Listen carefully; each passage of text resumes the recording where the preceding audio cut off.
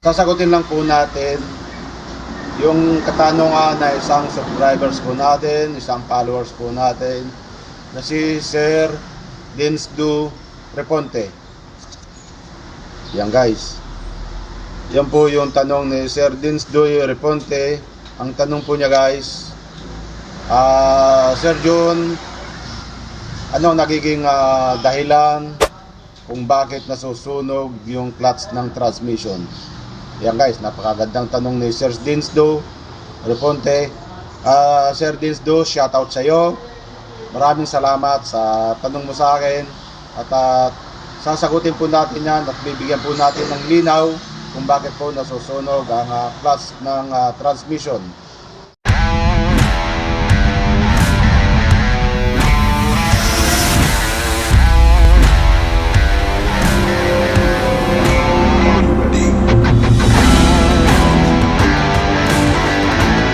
Guys, bakit nga ba nasusunog ang clutch ng transmission? At paano natin maiwasan ito? Okay guys. Unang-una guys, pinanggagalingan ng sunog ng transmission ay nagkakaroon siya ng internal leak. Okay. Pwede rin po panggalingan ng sunog ng transmission ang valve body. Pagka nag-stop yung stock up yung valve sa valve body, yung pressure valve, nagkakaroon din siya ng internal leak. Pinanggagalingan din po yan guys ng pagkasunog ng clutch ng transmission. Isang pinanggagalingan ng pagkasunog ng automatic transmission ay yung oil level low.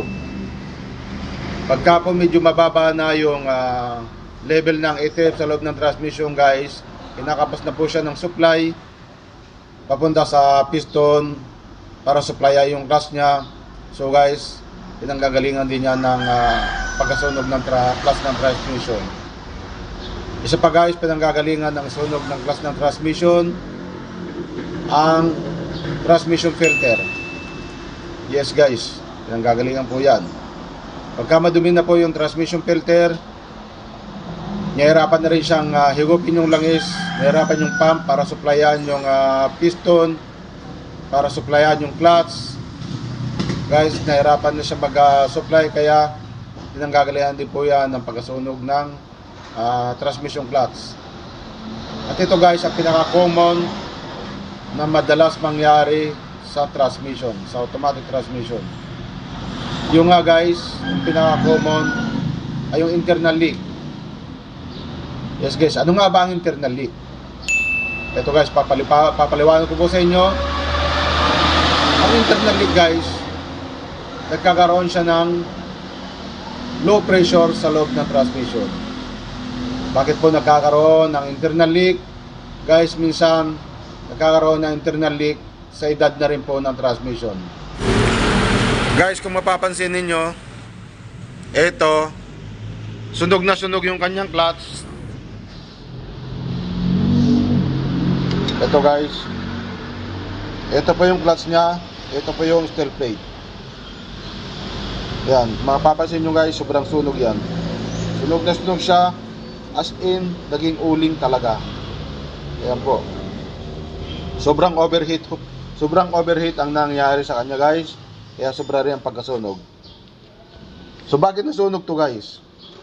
Ito, guys, sa edad nito, kasi guys, itong sakyan na to ay model 2010.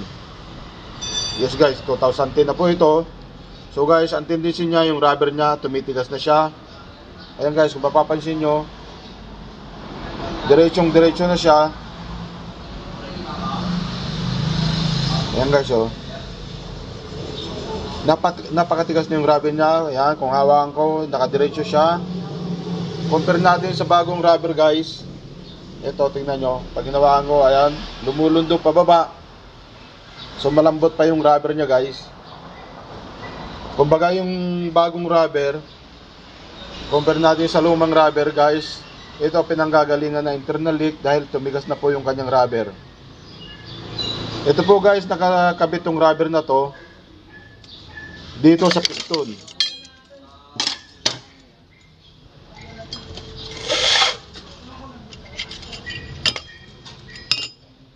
Kung Kung mapapansin nyo guys, dalawang rubber ng piston.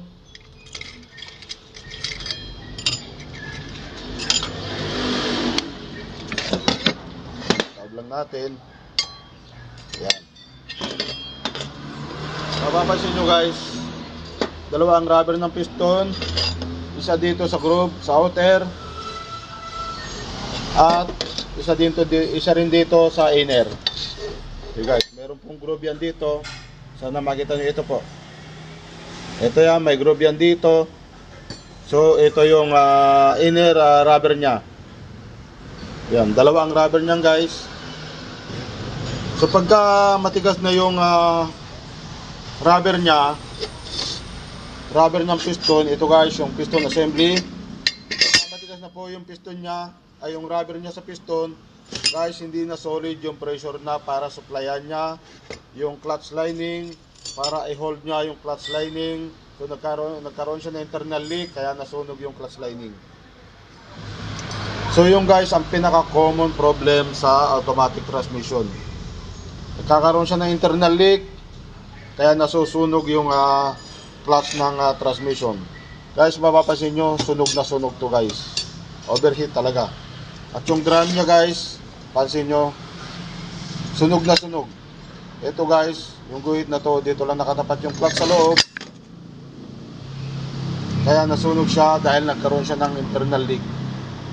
So yung guys, ang pinaka common problem ng automatic transmission, kakaroon siya ng internal leak, kaya nasusunog po ang clutch ng transmission.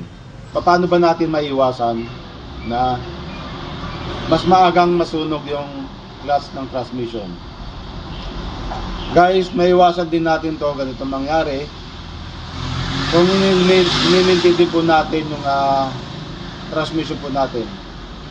I-maintain po natin, lagi po tayo mag-change oil every 50,000, from 50,000 to 60,000. Mag-change oil po tayo ng ATF at magpalit din po tayo ng transmission filter. Guys, para maiwasan natin yung mas mangyari ng masunog yung clutch ng transmission. Sa ganong process guys, pagka-maintain natin sa transmission guys, mas tatagal pa yung transmission natin. Hindi po agad-agad siya kasi sira kung na-maintain po natin na lagi po natin napapachange. So guys, marami pong salamat sa mga comment ninyo. Kung meron pa kayong gustong malaman guys, just comment down below at isin nyo lang po sa akin kung ano yung gusto ninyong malaman at tatalakayin po natin yan at pag-uusapan po natin at sasagutin ko po kayo. Bibigyan po natin ng tamang linaw kung ano po yung naging nararamdaman ninyo na sintomas ng inyong transmission na kakaiba. Guys, bibigyan po natin ng linaw yan. Mag-comment lang po kayo at sasagutin ko po kayo ng tama at papaliwanag ko po sa inyo ng tama. So yung guys, marami pong salamat sa panonood at sa support po ninyo. Sa mga nagko-comment guys, pasensya na kayo, napakarami ninyong nagtatanong, nagko-comment sa comment section. Hindi ko po kayo agad-agad nare-replyan dahil nagre-reply po ako guys pagdating na po ng gabi.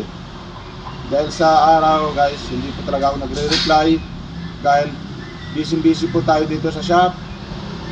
At sa gabi lang po ako nagre-reply guys dahil yun lang po yung time ko para mag-reply sa mga comment po ninyo. Pero wag po kayo mag-alala, lahat po ng comment ninyo, lahat yan guys, nire-replyan ko po kayo. So guys, sana naliwanagan kayo kung sa tanong ni Sir Dingsdo Reponte na kung bakit anong nagiging dahilan ng pagkasunog ng clutch ng transmission. Sa mga nagtatanong guys, Sir Jun, ilang months po ba ang inyong warranty? Guys, sa lahat po ng gawa po natin guys, sa lahat po ng nire-reveal po natin, 1 year warranty po tayo guys. At sa mga nagtatanong kung saan po yung ating location, guys, ang location po natin, Starmatic Automatic Transmission Specialist, Sapang Palay Proper, San Jose del Monte, Bulacan. Yan po guys, i-search nyo lang po at nakatag na po tayo sa Google Map.